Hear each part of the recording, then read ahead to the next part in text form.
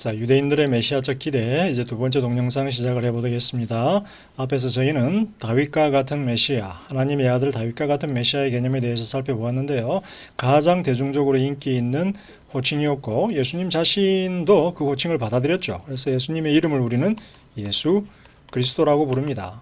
예수님의 이름이고 이게 성이 아니죠. 이게 성이 아니고 예수님의 직책이죠. 직책. 호칭입니다. 호칭. 예수 그리스도, 메시아 예수라는 뜻입니다. 자, 제사장 같은 메시아가 등장을 합니다. 왜냐하면 왕이 없는 시대였기 때문에 무언가 메시아적 기대에 약간의 변화가 생겼어요. 제2성전 시대에는 성전이 유대인들 종교의 핵심 개념이에요. 왕이 존재하지 않기 때문에. 따라서 성전을 다스리는 제사장이 메시아의 개념으로 발전합니다. 특히 그러나 왕이 사라진 시대에도 왕과 같은 메시아에 대한 기억은 사무엘하 7장에 기록이 되어 있었죠. 이 기억은 전통 속에 여전히 살아있어요. 그래서 현실은 제사장 같은 메시아의 개념이 중요한데 기억 속에서는, 전통 속에서는 왕과 같은 메시아의 전통이 살아있다라는 거예요. 그럼 어떻게 될까요? 유대인들의 메시아적 이해에서 이 두 가지가 함께 동시에 등장한다라는 거예요. 학계가 이제 성전 건축을 하게 됩니다. 그런데 두 명의 지도자들이 등장하죠. 유대 총독으로 스룹바벨이 임명이 되고 대제사장 여호와가 등장을 하는데요. 스룹바벨은 왕 같은 메시아를 대변합니다. 이스라엘에 의해서. 그리고 여호수아는 제사장 같은 메시아를 대변하지요. 두 명이 필요하다라는 거예요. 메시아가.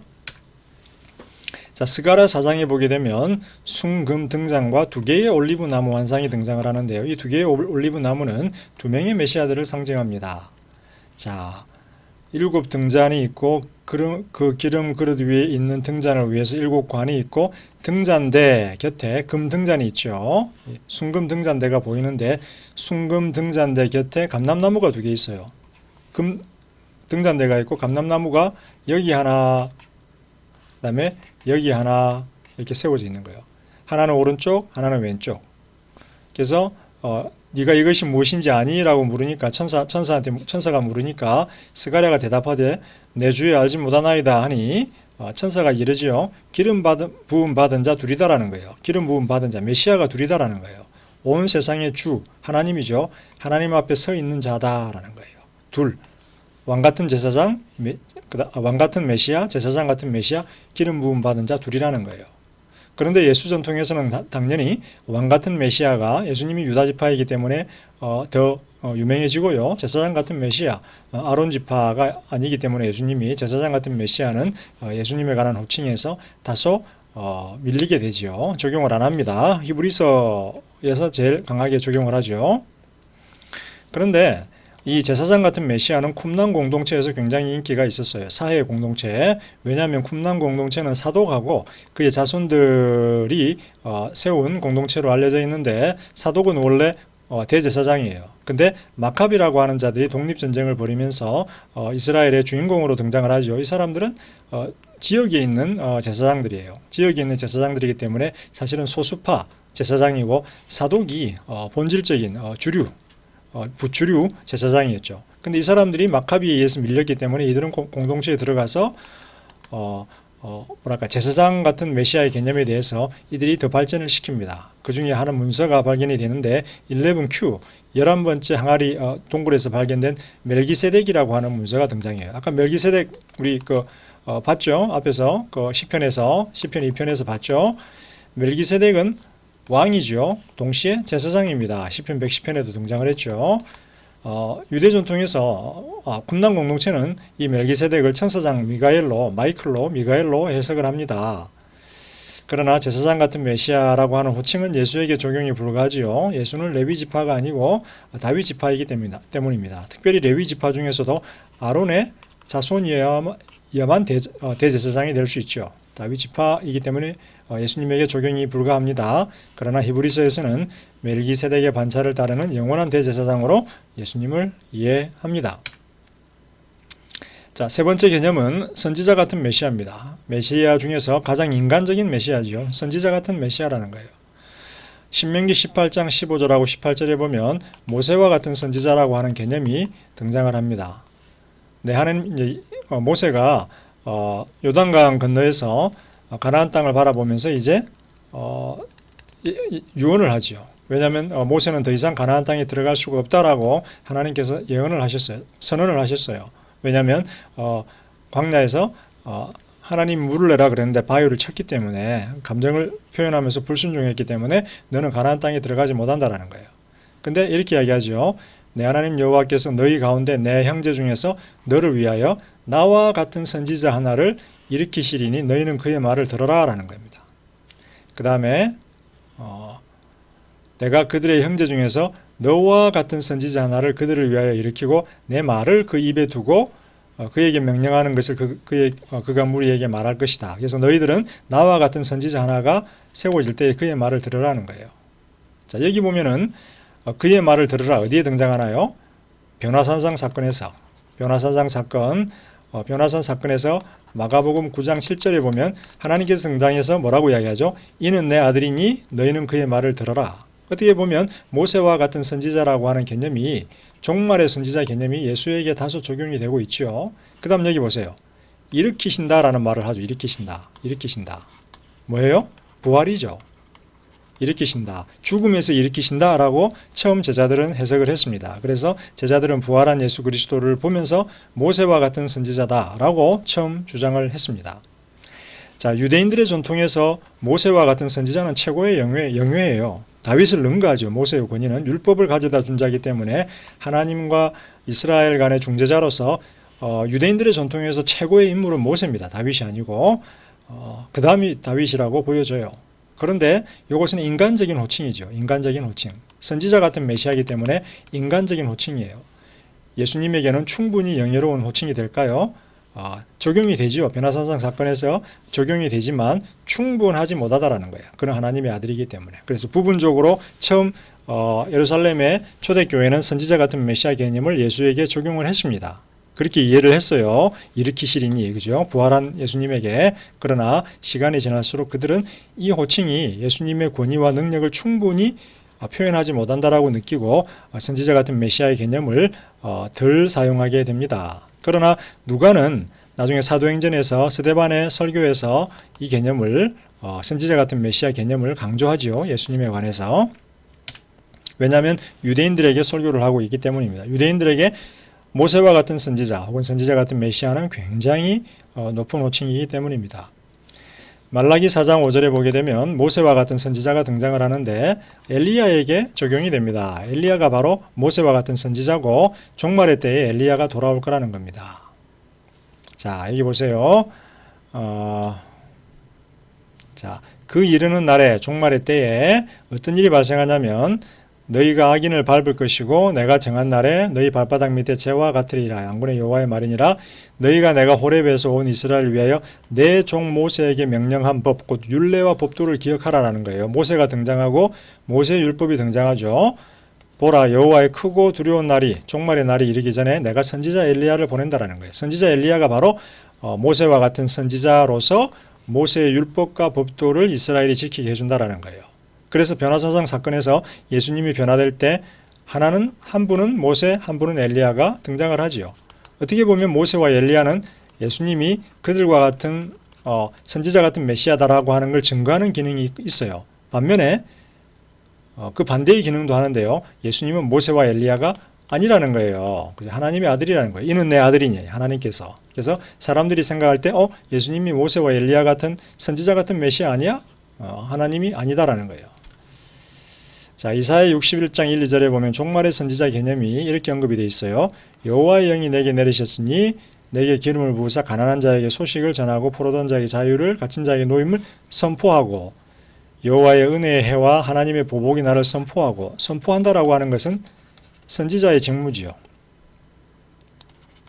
하나님의 말씀을 선포하고 이 이사야 61장 1, 2절이 누가복음 4장에서 예수님의 첫 번째 설교의 내용이었습니다. 그래서 어떻게 보면 예수님은 선지자 같은 메시아의 어떤 하나님의 말씀의 책무의 책임을 본인이 감당하고 있다. 선지자 같은 메시아도 예수님에게 적용되고 있다라고 보여져요. 그러나 충분히 영예롭지 못하기 때문에 아주 이 개념은 발전하지 않습니다. 1번 개념, 왕과 같은 다윗과 같은 왕과 같은 메시아 개념이 기독론에서 가장 발전한다. 마가복음 6장 15절에서는 예수님이 그 선지자라고 불려집니다. 예수의 이름이 드러난지라 헤롯 왕이 이르되 세례 요한이 죽은 자 가운데서 살아났다라고 하죠. 또 어떤 사람들은 그가 엘리야다, 종말의 선지자다. 또 어떤 이는 엘리야가 종말의 때 돌아온다 그랬죠. 어떤 이는 그가 선지자는 옛 선지자 중에 하나와 같다. 그 선지자다. 그가 선지자네. 그 선지자다. 엘리야, 종말의 선지자다라고 이야기합니다. 자, 예수는 어느 정도 이 호칭을 수용한 듯 보입니다. 이사야서를 61장 1, 2를 자신의 사역에 적용하고 있죠. 첫 번째 설교. 그리고 성전과 마지막 만찬에서 선지자적인 행동을 합니다. 예언도 하고요. 성전을 청소하죠. 성전 청소하는 거 좀 선지자적인 모습이죠. 그리고 예수는 자신을 하나님의 대변자로 보고 있고요. 선지자 전통의 결정판, 즉 하나님의 지혜의 종말론적 계시로 본인을 표현합니다. 어느 정도는 수용을 하지만 충분하지는 않죠. 제가 아까 그랬죠. 모든 메시아적 개념은 예수에게 적용되고 예수의 삶에서 보여진다 라는 거죠. 그러나 예수는 선지자 전통을 뛰어넘는 분임을 이야기합니다. 복음서에서. 자, 그 부분에 대해서 한번 볼 텐데요. 예수님의 치료와 축사는, 그리고 말씀을 선포하는 것은 전형적인 선지자적 역할들이에요. 그래서 예수님이 선지자구나 라고 유대인들은 그렇게 오해했어요. 그렇게 이해를 했어요. 그러나 육체의 기적적인 회복은 새 시대의 표적이고요. 하나님의 새 창조죠. 아까 이사야서 11장이죠. 11장에서 하나님의 메시아, 왕과 같은 메시아를 이야기하면서 새 창조의 개념이 등장했습니다. 그죠? 이리와 양이 함께 뛰어놀고, 그래서 예수님의 기적과 치료와 축사는 새 시대의 표적이요 하나님의 새 창조다. 따라서 예수는 새 아담과 비교가 될 만한 존재다라고 바울이 주장을 합니다. 예수는 자신의 사역에서 하나님의 새 시대의 통치를 봅니다. 이게 바로 하나님의 나라죠. 하나님의 나라, 새 시대의 통치를 봅니다. 이런 면에서 예수는 선지자를 초월하죠. 새로운 창조, 새로운 시대, 하나님의 나라, 종말론적 시대를 시작하는 인물이기 때문에 선지자를 초월하는 더 중요한 인물이다라는 거예요. 그리고 예수는 자신의 역할이 평범한 선지자의 역할을 뛰어넘는 것임을 주장하죠. 자, 선지자들은 보통 와서 이렇게 이야기합니다. 주께서 말씀하시기를, 하나님이 말씀하신다라는 거예요. 그리고 나는 보냄을 받았다, 말씀을 선포하도록. 예수님이 이렇게 이야기하죠. 내가 말하노니 내가 왔다. 본인을 하나님과 동등한 위치에 놓아버린다라는 거예요. 하나님이 주신 말씀을 내가 말한다가 아니라, 물론 이제 예수님은 때로 하나님이 원하시니 내가 이 일을 행하고 하나님이 주신 말씀을 내가 말한다라고 요한복음에서 강조를 하지만 굉장히 많은 경우에 예수님께서는 내가 말한다, 내가 왔다라고 하면서 자신을 하나님과 동등한 위치에 놓고 있다. 유대인들은 그래서 화가 났고 분노했다. 자, 다윗과 같은 메시아, 왕과 같은 메시아, 그리고 또 뭐가 있었죠?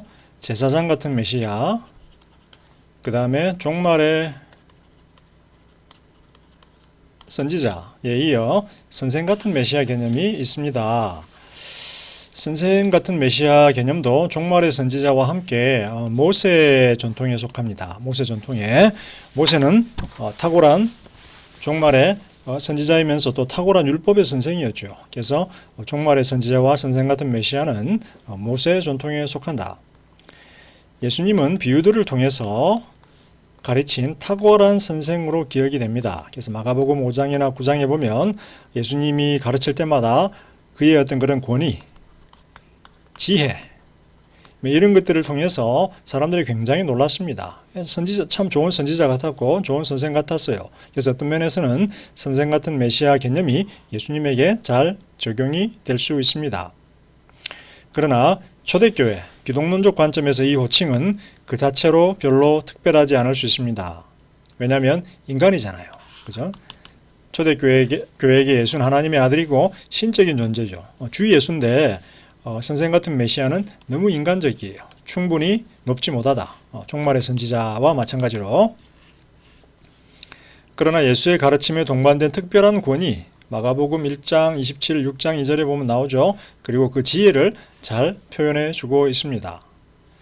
초대교회는 예수의 선생으로서의 권위를 강조하기 위하여 그를 유일무이한 선생이다 라고 칭합니다. 마태복음 23장 10절. 자, 여기서 여러분들은 의아해 하실 거예요. 마태복음 23장 10절에 유일무이한 선생이 등장하나요? 자, 여러분들이 보고 있는 한글 성경에는 이렇게 해석이 되어 있어요. 또한 지도자라 칭함을 받지 말라. 너희의 지도자는 한 분이시니 곧 그리스도니라. 그리스도가 한 분 지도자라는 거예요. 근데 지도자라고 하는 헬라어 단어는 카테게타이, 카테게타이, 카아, 카, 테, 게, 따이, 카테게따이. 자, 요 헬라어 단어는 지도자라고 하는 의미보다 선생이라는 의미가 더 강합니다. 그래서 여기서 지도자라고 번역이 되지 말고 선생이라고 번역이 돼야 돼요. 그래서 여기서 이렇게 이야기하겠죠. 또한 선생이라 칭함을 받지 말라. 너희의 선생은 한 분이시니 곧 그리스도니라. 즉 그리스도가 유일무이한 단 한 명의 선생이라는 거예요.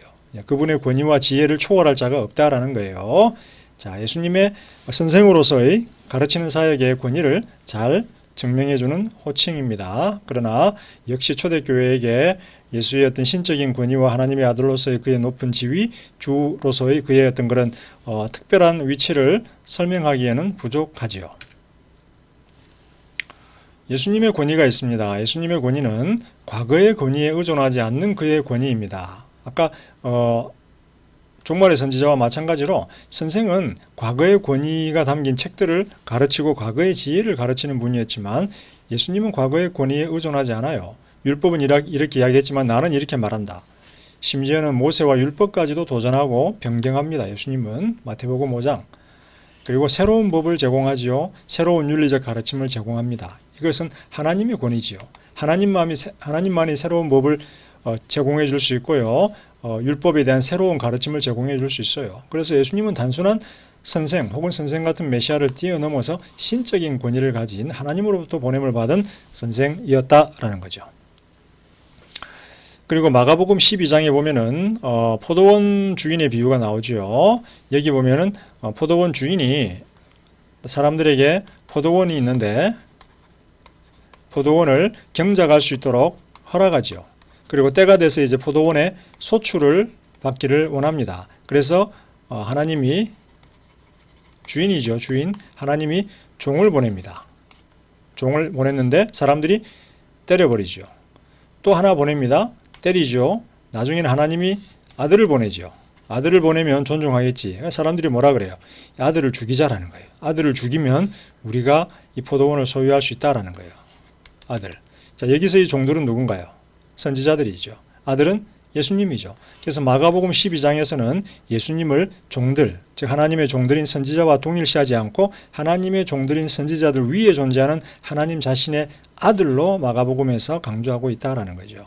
예수는 하나님의 종들로서의 선지자들을 초월하는 존재이고 하나님 자신의 신적인 권위를 공유하는 하나님 자신의 아들이라는 거예요. 양자가 아니라 하나님의 친아들이라는 거예요.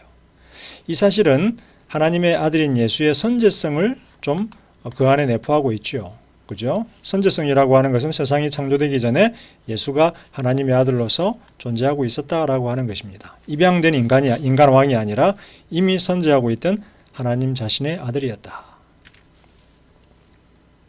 마지막 유대인들의 종말론적 유대인들의 메시아적 어떤 그런 개념의 마지막 요소로 인자에 대해서 한번 살펴보도록 하겠습니다. 사람들은 흔히 인자를 사람의 아들, 그래서 예수님의 인성을 의미하는 것으로 그렇게 해석을 합니다. 요거는 2세기의 이레니우스의 해석이고요. 초대교회가 이해한 것하고는 전혀 다르다라고 우리가 볼 수 있습니다. 인자라고 하는 개념은 다니엘서 7장에 등장을 하는데요. 이렇게 등장을 합니다. 다니엘의 7장에 등장을 하는데 7장 13, 14 이렇게 보죠. 내가 또 밤 한상 중에 보니 인자 같은 이가, 문자 그대로 하면 사람과 같은 모습을 하신 분이라는 뜻이에요. 인자, 사람의 아들이 아니라 인자 같은 이, 즉 사람과 같은 모습을 하신 분의 줄임말이에요. 그래서 사람과 같은 모습을 하신 분이 하늘 구름을 타고 와서 옛적부터 항상 계시니 에게 나와 그 앞으로 인도되매. 그래서 지금 옛적부터 항상 계시니는 아주 오래전부터 계시니니까 나이가 제일 많겠죠? 바로 하나님을 의미합니다. 이분에게 인자 같으니 사람과 같은 모습을 하신 분이 등장해요. 근데 그에게 하나님이 권세도 주고 영광도 주고 나라를 주고요. 모든 자들이 그를 섬기게 했어요. 뭐예요? 왕이죠, 왕. 주죠. 주로 세워졌다라는 거예요. 권세와 영광과 나라. 그의 권세는 소멸되지 않는 영원한 권세요. 그의 나라는 멸망하지 아니할 것이라.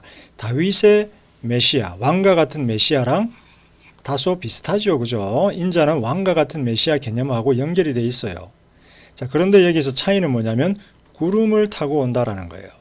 다윗의 메시아는, 왕과 같은 메시아는 다윗의 자손이어야 되는데 인자는 왕이지만 주이지만 구름을 타고 온다라, 하늘로부터 내려온다라는 거예요. 하늘로부터 내려온다. 즉 이분의 소속은 땅이 아니라 하늘이라는 거예요. 신적인 존재라는 거예요. 하나님 옆에 있는 신적인 존재 누굴까요? 하나님의 아들이죠. 그래서 이 개념이, 자, 이 다니엘의 인자는 종말론적인 인자예요. 종말론적인 심판관을 의미를 해요. 신적인 존재예요. 인간이 아니라.